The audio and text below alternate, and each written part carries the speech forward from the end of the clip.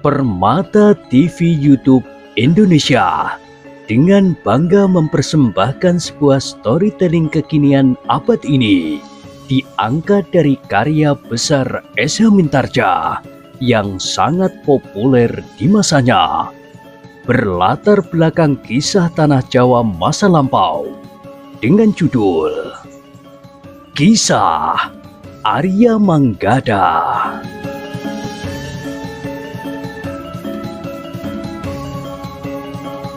Pada kesempatan yang sangat baik ini, kita masuk pada episode yang ke-153.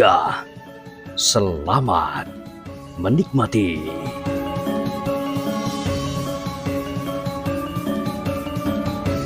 Di akhir kisah sebelumnya disebutkan, pada itu Ki Warono telah memberikan ancer-ancer kepada Ki Pandi tentang garis pertahanan keduanya. Beberapa orang yang benar-benar dapat aku percaya telah sepakat, berkata Ki Warono. Jika keadaan memaksa kami akan menyusun pertahanan di sebuah padukuhan yang tidak terlalu jauh dari Padepokan. Sebanyak kawan-kawan kami yang dapat melarikan diri, maka kami akan mencoba menyusun kekuatan kami kembali. Tentu saja dengan harapan bahwa Ki Pandi akan membantu kami, terutama untuk menghadapi Panembahan Leptogati itu sendiri. Ki Pandi mengangguk-angguk. Katanya, "Baiklah, tetapi aku mempunyai syarat lagi." "Syarat apa, Ki Pandi?" "Jika Padepokan kalian memenangkan pertempuran melawan Panembahan Leptogati, maka Kiai Banyu Bening akan berhadapan dengan kami. Kami memang ingin menghapus nafsu dan dendam Kiai Banyu Bening. Jika Kiai Banyu Bening menang atas Panembahan Leptogati, maka kepercayaan terhadap dirinya menjadi semakin tebal. Dengan demikian, maka kegiatan yang selama ini agak mengendor karena berbagai macam sebab akan semakin meningkat. Kiai Banyu Bening tentu akan benar-benar memerintahkan mengorbankan bayi-bayi yang tidak berdosa, sekedar untuk didengar tangisnya saat api mulai menjilat tubuhnya."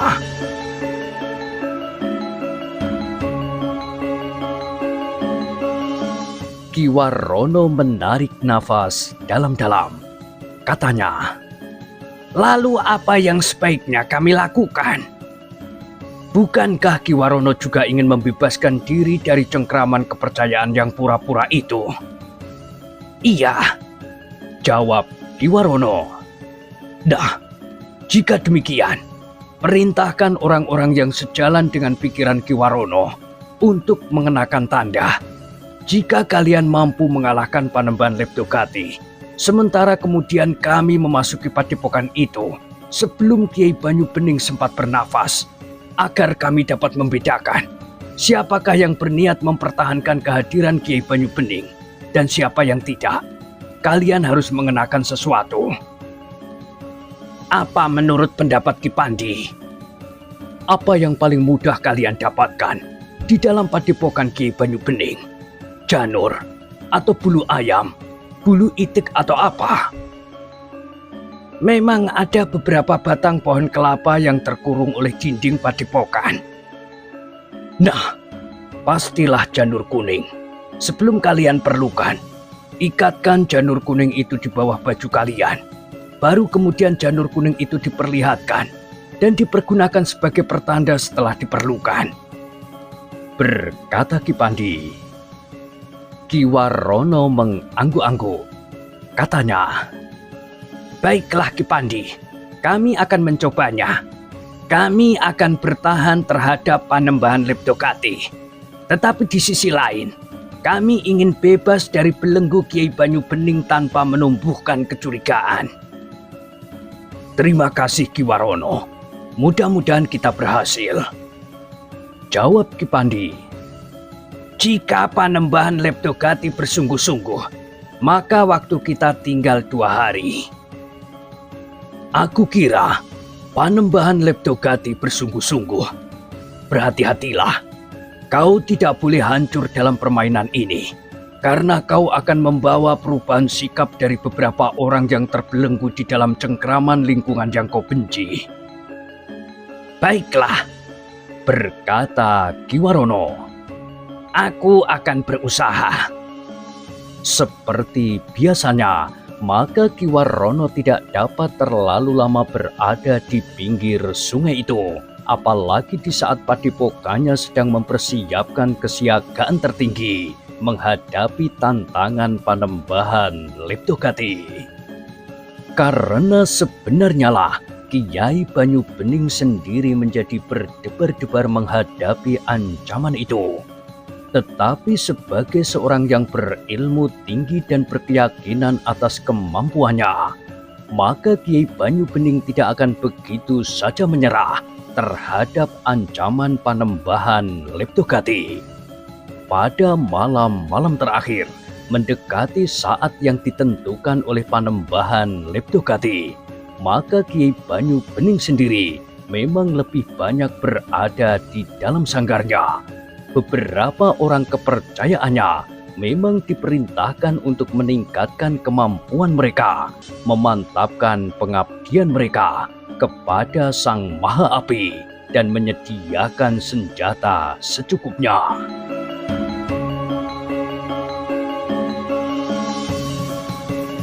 Kiai Banyu Bening telah memerintahkan pula membuat panggungan di belakang dinding padepokannya. Para cantrik sudah diperintahkan untuk menghancurkan lawan sebelum mereka memasuki dinding padepokan. Sediakan anak panah sebanyak-banyaknya, juga sediakan lembing dan senjata lontar yang lain.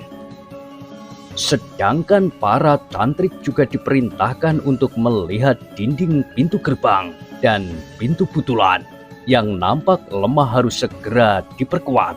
Selarak pintu pun dibuat rangka pula. Menjelang hari-hari yang ditentukan, maka segala sesuatunya telah siap. Kiai Banyu Bening menjadi semakin yakin bahwa orang yang menyebut dirinya Panembahan Leptogati itu tidak akan dapat memasuki padepokannya. Namun di hari-hari terakhir itu pula, sepasang burung elang nampak berputaran di atas langit. Sekali-sekali menukik rendah, namun kemudian membubung tinggi menyentuh mega-mega di langit. Dengan matanya yang tajam, sepasang burung elang itu memperhatikan apa yang ada di dalam dinding padepokan. Kemudian dengan gerak isyarat, sepasang burung elang itu memberikan laporan tentang penglihatannya sesuai dengan kemampuannya. Sementara itu, orang-orang yang mampu mengendalikan burung-burung elang itu mencoba untuk menangkap arti dari isyarat-isyarat yang diberikan oleh sepasang burung elang itu.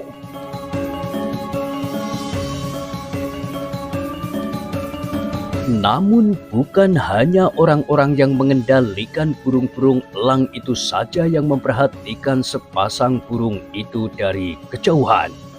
Tetapi Kipandi, Manggada dan Laksono pun ikut memperhatikan pula dari kejauhan. Menurut Kiwarono, besok adalah batas terakhir yang diberikan oleh Panembahan Leptogati. Berkata Kipandi, besok akan terjadi pertempuran yang sengit antara dua aliran hitam yang garang. Desis Manggada. Bukan besok, sahut Kipandi. Besok adalah batas terakhir.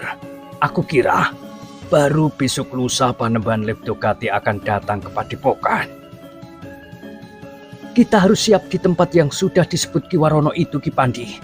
Kiwarono menganggap tempat itu sebagai garis pertahanannya yang kedua. Jika Kipandi dan orang-orang tua yang tinggal di rumah Ki Ajar Panguan itu tidak ikut campur, maka mereka tentu akan dimusnahkan oleh Panembahan Leptogati. Berkata Manggada. Iya, desis Laksono. Namun Panembahan Leptogati tentu bersungguh-sungguh. Sepasang burung elang itu merupakan salah satu isyarat kesungguhan Panembahan Leptogati. Baiklah, Kipandi mengangguk-angguk. Kita pun harus bersiap. Besok malam kita harus bergerak ke tempat yang sudah ditentukan itu. Sebuah padukuhan kecil yang tidak terlalu jauh dari Padepokan sebagaimana telah diancar-ancarkan oleh Ki Warono. Marilah kita kembali, desis Manggada. Tetapi Laksono pun berdesis. Kita singgah sebentar di tepian itu. Untuk apa? Bertanya Manggada. Melihat apakah delima ada di tepian. Jawab Laksono. Bukankah kau yang mengatakan sendiri, delima mengatakan kepadamu bahwa ia tidak akan datang ke tepian lagi untuk beberapa hari sampai keadaan menjadi tenang? Mungkin hari ini ia masih datang. Tentu tidak. Jawab Manggada. Apakah kau masih belum puas menunggu gadis itu mencuci kemarin? Laksono hanya tersenyum saja. Dengan nada dalam ia berkata, baiklah, kita pulang saja. Bertiga mereka pun kemudian menyusuri jalan setapak dan sekali-kali naik dan turun tebing yang curam untuk mencapai sebuah rumah yang terpencil yang dihuni oleh Ki Ajar Panguan.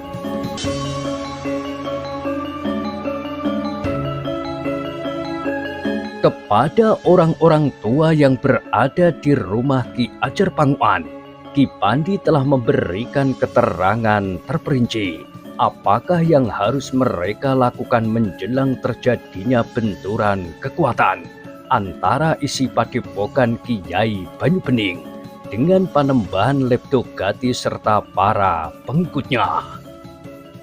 Waktu kita tinggal besok siang. Besok malam kita harus sudah berada di padukuhan kecil itu. Ki Ajar Panguan mengangguk-angguk.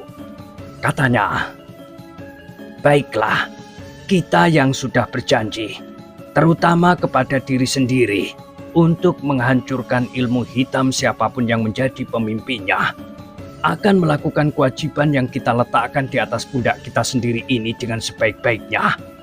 Besok kita semuanya akan pergi ke padukuhan, sebagaimana dikatakan oleh Ki Warono itu.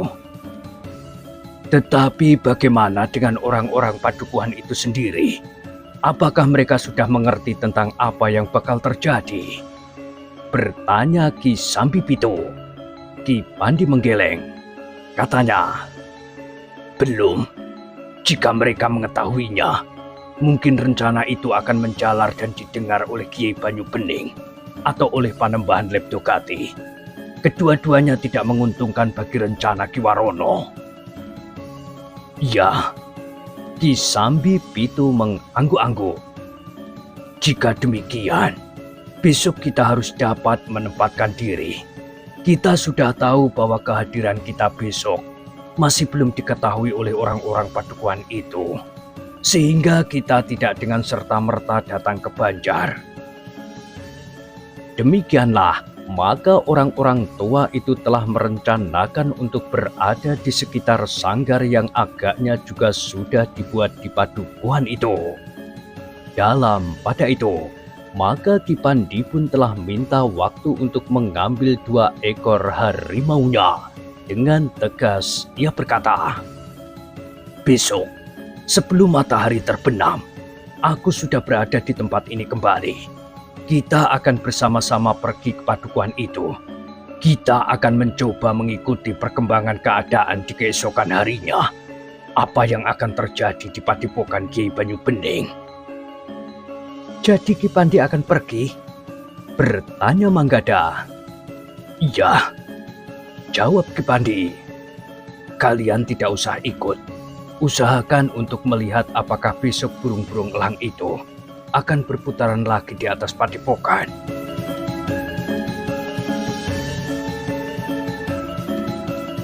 Demikianlah, maka Ki Pandi pun telah minta diri setelah menitipkan Manggada dan Laksono kepada orang-orang yang berada di rumah Ki Ajar Panguan itu. Tetapi apakah Ki Pandi dapat menempuh perjalanan itu semalam dan sehari besok?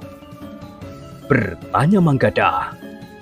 Seandainya dapat Ki Pandi lakukan, Ki Pandi tentu letih sekali. Ki Pandi tersenyum. Katanya, Aku akan mencobanya untuk kembali pada saatnya. Jika aku merasa letih, bukankah masih ada waktu semalam untuk beristirahat? Manggada mengangguk-angguk sambil berdesis. Ya Ki Pandi. Ternyata Ki Pandi memang seorang yang memiliki kemampuan yang sangat tinggi. Agar tidak terlambat, maka Ki Pandi telah menempuh perjalanannya dengan cepat, secepat orang berlari. Ki Pandi pun tidak menempuh perjalanan lewat jalur jalan yang berkelok-kelok, tetapi ia lebih banyak memotong arah. Bukan saja melintasi pematang, tanggul, meloncati parit dan menyeberang sungai, tetapi Ki Pandi juga berjalan dengan cepat, menembus hutan seperti seekor kijang. Pengalamannya Topo Ngidang yang sudah dilakukan tidak hanya sekali, sangat membantunya menerobos gerumbul-gerumbul liar dan eri bebondotan. Dengan caranya itu, maka Ki Pandi memang akan dapat kembali pada waktunya sebagaimana yang dijanjikannya. Bukan hal yang sulit bagi Ki Pandi untuk menemukan kedua ekor harimaunya. Hanya tanpa istirahat, maka Ki Pandi pun segera mengajak kedua ekor harimaunya ke kaki Gunung Lawu.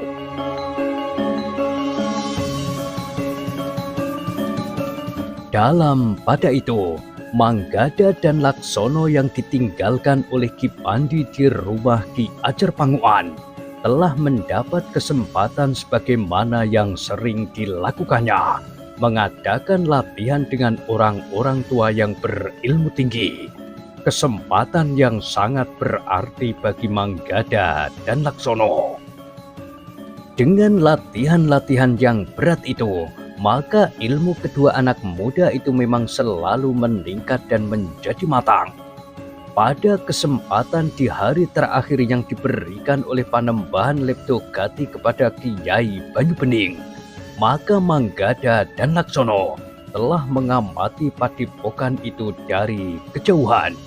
Mereka memang melihat dua ekor burung elang yang berputar-putar, sekali-sekali menukik rendah, kemudian terbang naik tinggi-tinggi.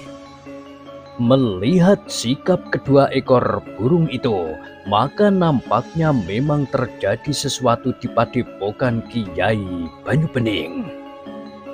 Burung-burung itu tentu mengamati utusan Panembahan Leptogati yang datang ke padepokan itu, desis Manggada. Laksono mengangguk-angguk. Katanya, mudah-mudahan dugaan Ki Pandi benar bahwa hari ini masih belum terjadi sesuatu di padepokan itu. Kita akan mengamati padepokan itu dari jarak yang lebih dekat. Tetapi hati-hati, jika mereka tahu apakah orang-orang Kiai Banyu Bening, lebih-lebih lagi orang-orang Panembahan Leptogati, maka rencana Ki Warono akan dapat terganggu seandainya salah seorang atau bahkan mereka berdua mengadakan perubahan sikap. Berkata Manggada selanjutnya. Demikianlah, maka dengan sangat berhati-hati, kedua orang anak muda itu telah berusaha mendekati padepokan. Tetapi mereka tetap berada pada jarak tertentu agar kehadiran mereka tidak diketahui oleh kedua belah pihak yang sedang bersengketa itu. Keduanya pun berusaha untuk menghindari penglihatan burung-burung elang yang terbang berputaran di atas padepokan Kiai Banyu Bening. Dua orang anak muda itu telah bersembunyi di belakang gerumbul perdu yang rimbun.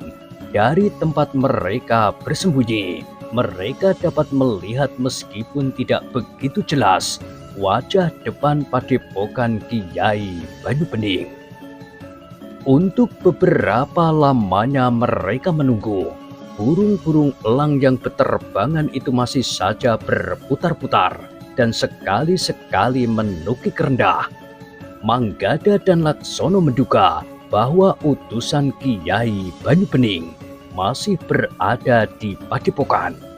Keduanya telah menyabarkan dirinya untuk melihat utusan Panembahan Leptogati itu keluar dari regol Padepokan Kiai Banyu Bening yang masih tertutup. Ketika kesabaran kedua orang anak muda itu hampir habis, maka mereka melihat dari kejauhan pintu gerbang Padepokan itu bergerak. Perlahan-lahan pintu itu pun terbuka.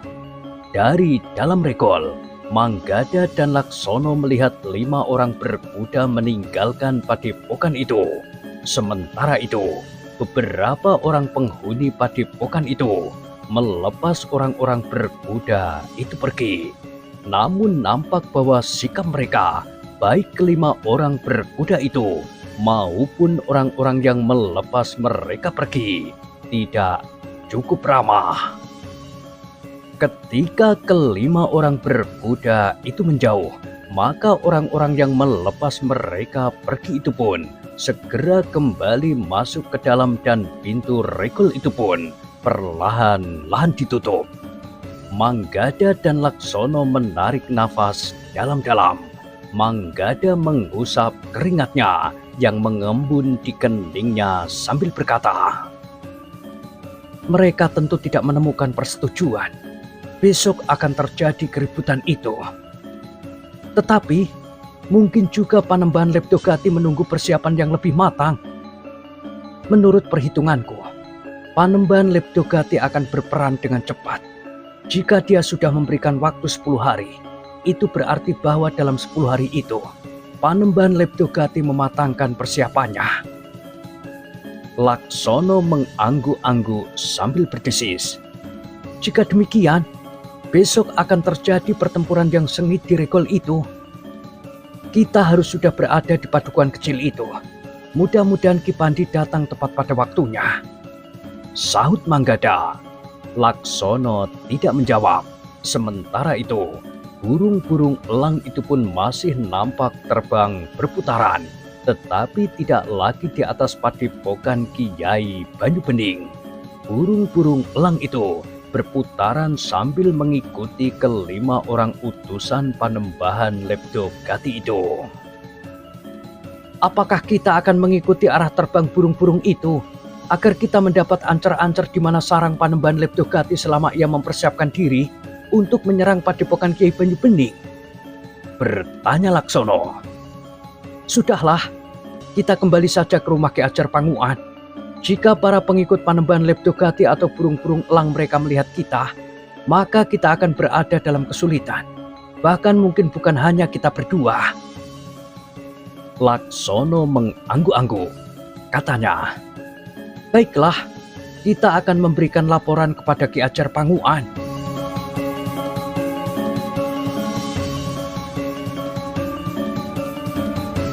Demikianlah, maka mereka berdua pun segera kembali ke rumah Ki Ajar Panguan. Namun ketika mereka menyusup sebuah gerumbul dan kemudian memanjat naik sebuah tebing rendah, mereka terkejut. Ki Ajar Panguan duduk di atas sebuah batu padas sambil tersenyum kepada mereka. "Ki Ajar," desis Manggada dan Laksono hampir berbareng. "Aku memang menunggu kalian," berkata Ki Ajar. "Ki Ajar di sini sejak tadi?" bertanya Laksono. "Tidak, aku menunggu kalian yang bersembunyi di belakang gerumbul sambil melihat kepergian kelima orang utusan Panembahan Leptogati." "Jadi?" Ki Ajar Panguan tertawa. Katanya, "Iya, aku juga ingin mengetahui apa yang terjadi di padepokan Kiai Banyu Bening." Manggada dan Laksono pun tersenyum pula. Sementara Ki Ajar berkata, "Marilah kita pulang. Kecuali aku dan kalian, maka yang lain pun ikut pula melihat apa yang terjadi di padepokan justru pada saat yang genting." Sebenarnya lah, ketika mereka sampai di rumah Ki Ajar Panguan, maka ternyata seisi rumah itu setelah mendekati padepokan dari arah yang berbeda-beda, mereka semuanya melihat kelima orang utusan Panembahan Leptogati meninggalkan padepokan. Mereka semuanya melihat burung-burung elang itu berputaran mengamati kelima orang yang meninggalkan padepokan itu.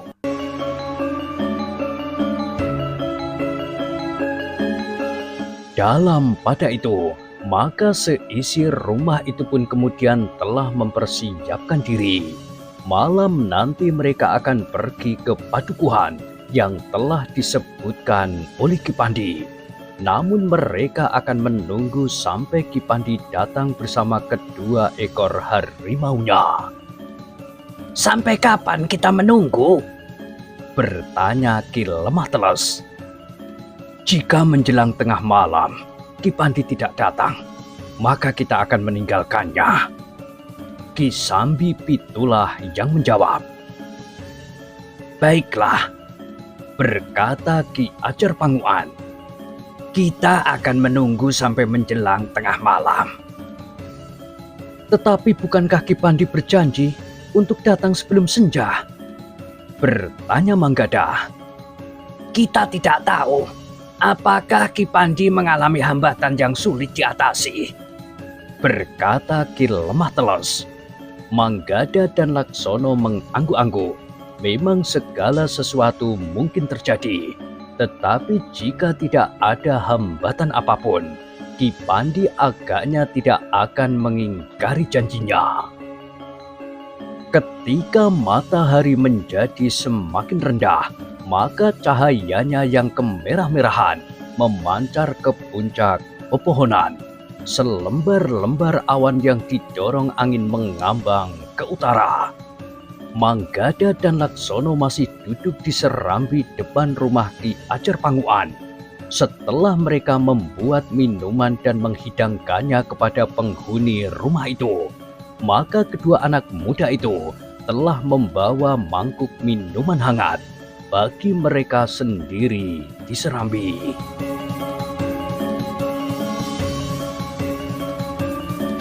Senja sudah turun, berkata Manggada. Mungkin terjadi sesuatu di perjalanan, sahut Laksono yang mulai menjadi gelisah. Meskipun di rumah itu ada beberapa orang tua yang berilmu tinggi, namun rasa-rasanya orang yang paling dekat dengan mereka adalah Ki Pandi. Ki Pandi pulalah yang membawa mereka ke rumah Ki Ajar Panguan. Ki Pandi pulalah yang telah menuntun mereka memanjat ketataran ilmu mereka yang semakin tinggi. Karena itu, maka baik Manggada maupun Laksono telah menganggap bahwa Ki Pandi adalah guru mereka. Manggada dan Laksono itu pun tiba-tiba meloncat bangkit ketika mereka melihat di antara gerumbul-gerumbul perdu dua ekor harimau yang berjalan perlahan-lahan sambil memandang kedua orang anak muda yang kemudian berdiri di halaman itu. Dua pasang mata yang berkilat-kilat seperti sorot permata yang kehijau-hijauan memancar di ketemaraman senja itu. Ki Pandi, desis Manggada dari balik pohon perdu yang tumbuh memagari halaman rumah itu. Ki Pandi melangkah terbungkuk-bungkuk. Aku memenuhi janjiku, berkata Ki Pandi sambil tersenyum. Namun katanya pula, tetapi aku terlambat sedikit. Pintu rumah yang masih terbuka itu terbuka semakin lebar. Ki Ajar Panguan yang mendengar nama Ki Pandi disebut segera melangkah keluar. Kau datang pada waktunya, berkata Ki Ajar. Aku berusaha untuk memenuhi janjiku, meskipun aku harus berjalan tanpa berhenti, jawab Ki Pandi. Sejak kemarin? Tidak, aku sempat tidur, mandi dan makan. Marilah, masuklah. Kedua cucumu itu menunggumu di serambi sejak tadi. berkata Ki Lemah Teles. Ki Pandi tertawa, sementara Manggada berkata, semua kerja sudah selesai, sehingga kami sempat duduk menunggu di sini. Demikianlah, maka Ki Pandi pun telah duduk bersama dengan seisi rumah itu. Laksono telah menghidangkan minuman hangat bagi Ki Pandi, sementara ketela pohon yang direbus oleh Manggada pun telah masak pula. Ketika ketela rebus itu dihidangkan, maka Ki Ajar Panguan pun berkata, marilah, silakan makan sebanyak-banyaknya. Belum tentu besok kita akan sempat makan. Seandainya sempat, kita belum tahu apakah ada orang yang memberi kita makan.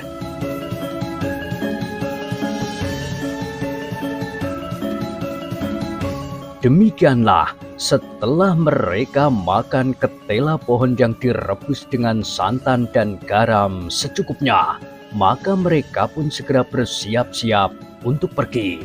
Sementara itu, langit telah menjadi hitam, lampu minyak telah dipasang, tetapi karena semuanya akan pergi, maka lampu-lampu itu pun segera dipadamkannya. Beberapa saat kemudian, seisi rumah Ki Ajar Panguan itu telah berada dalam perjalanan. Mereka merayap maju dalam kegelapan, melalui jalan yang kadang-kadang turun dengan terjal, kadang-kadang menyusup di antara gerumbul perdu, sekali meloncat dan memanjat. Tetapi mereka tidak tergesa-gesa.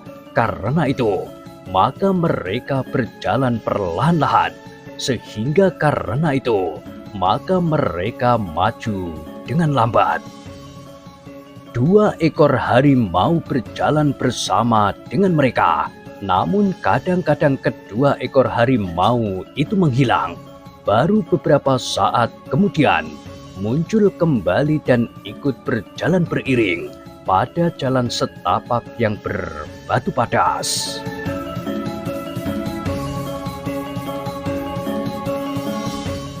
Nah, bagaimanakah kisah selanjutnya? Silahkan ikuti terus kisah Arya Manggada pada kesempatan berikutnya. Sampai jumpa.